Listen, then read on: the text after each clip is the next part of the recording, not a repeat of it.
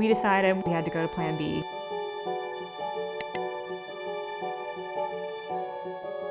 So Aiden flew up to Vancouver for the percentage study. He was injected on the same day as another little boy who went into the room, and he came out and he and his mom were both crying. And the boy saying, it hurts so badly, like sharks were biting his arm. So at this point, Aiden is hysterical, and I'm having to literally like pick him up and drag him into the room to be injected.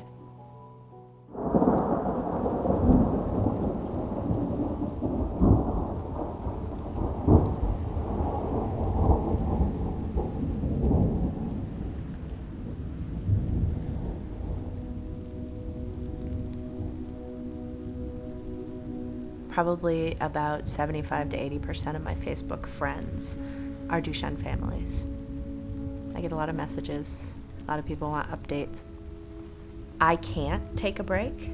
I have to be connected. Lots of media follow me, politicians, investors for Sarepta or others. I make sure that everybody doesn't forget that several times a month we lose somebody that we all know really well.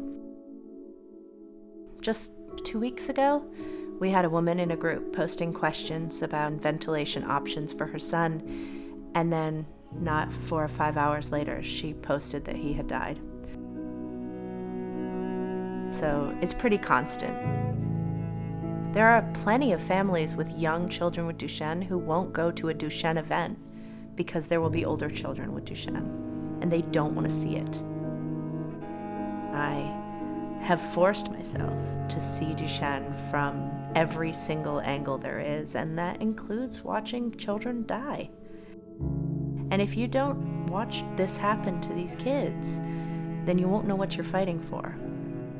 It sort of makes you want to work harder.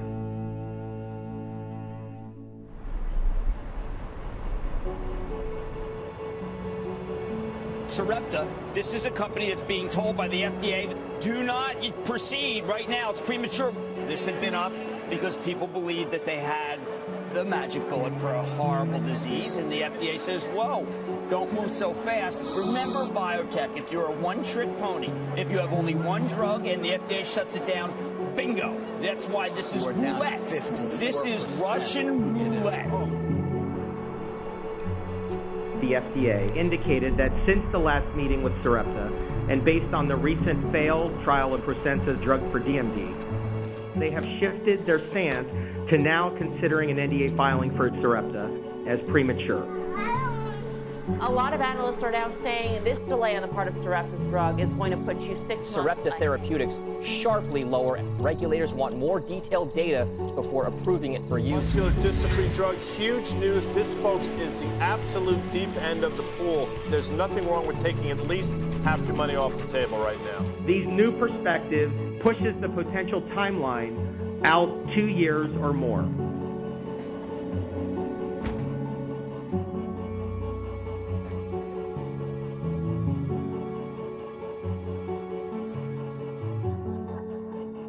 Everybody wants to know what the heck I did. Who did I lie to, and how did I mislead them? You know, I said that I had positive interactions with the FDA. What? How? I have a lot of investors that watch Max updates and may even make decisions based on what people were saying. It certainly wasn't the intention. I'm not trying to speak to investors. I'm speaking to the world. A lot of parents were saying, see, you pushed the FDA too hard, and now they made this decision to punish us. I've wasted 2 years. The Ferris Wheel, like the rest of the small amusement park, was scheduled to open a few days after the disaster happened. In a way, it's a metaphor for Pripyat, a hopeful construction destined never to see its full potential.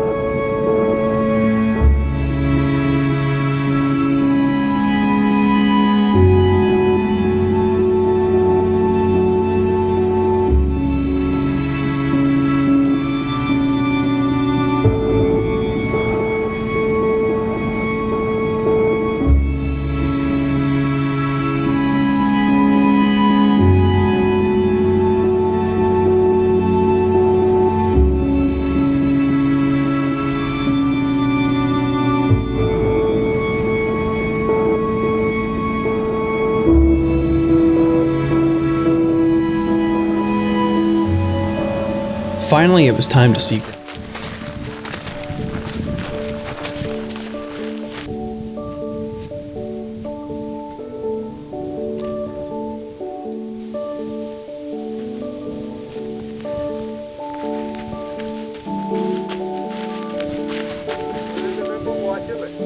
Where do these horses come from?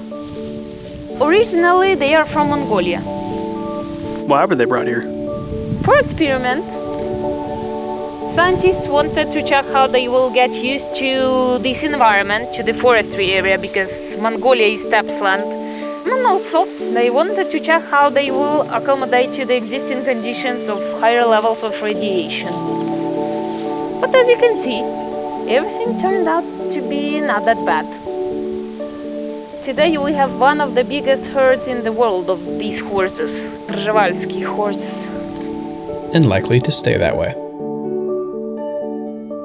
The authorities didn't want us contaminating the rest of Ukraine, so at each checkpoint we passed through these incredible-looking radiation detectors.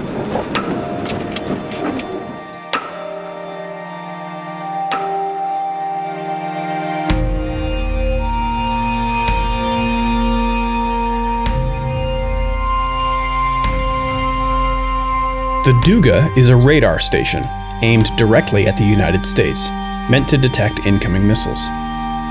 It is unfathomably large.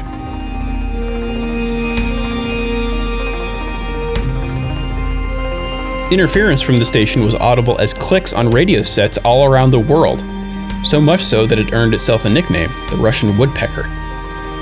Nobody knew where or what it was, however. The secret village surrounding it, called Chernobyl 2, appeared on maps as a disused summer camp. Children from the school in Chernobyl 2 officially graduated from the school in Pripyat, since their school wasn't supposed to exist.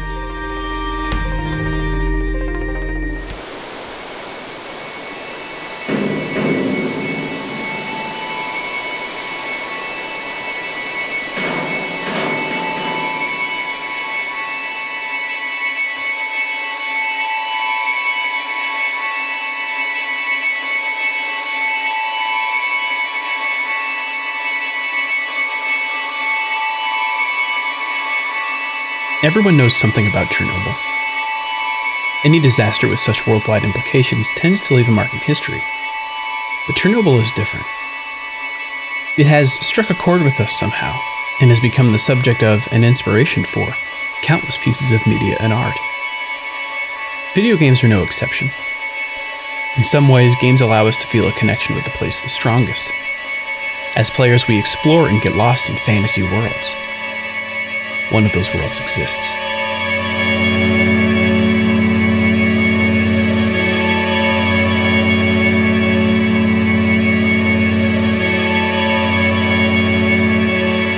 What would being in such a place be like? Are the depictions in media true to life? What could visiting a familiar setting show me that I hadn't already seen? What would I learn? If we want to learn about the world, the reason, the impetus, doesn't matter. Even if it's as seemingly insignificant as I saw it in a video game. What matters is that we make the effort, and remain open to what the world has to show us. I thought I would find a devastated, depressing town, a ripe target for cynicism about the human race. Instead, I found a beautiful, poignant reminder of life's fragility and perseverance.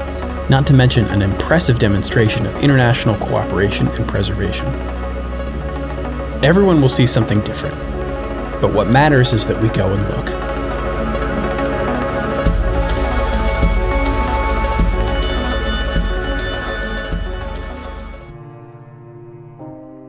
In his first 3 years in the prison system, Bernie Baran survives over 150 attacks, many of them sexually violent, some of them followed by suicide attempts. After one particularly brutal attack and a nearly successful attempt at killing himself, he finds himself in a psychiatric facility for sexually dangerous criminals. There, amongst the worst serial rapists in Massachusetts, he is strangely safer than when surrounded by common criminals and general population. And so, he stays there,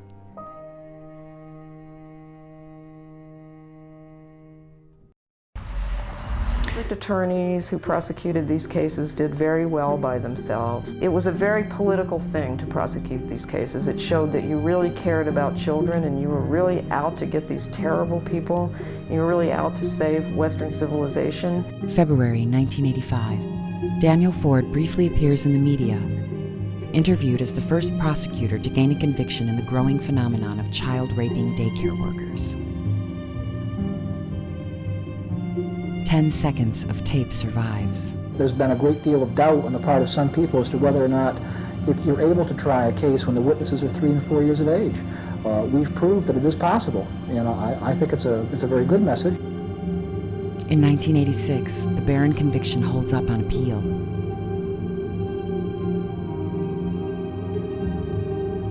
In 1988, Daniel Ford is appointed to the bench for life.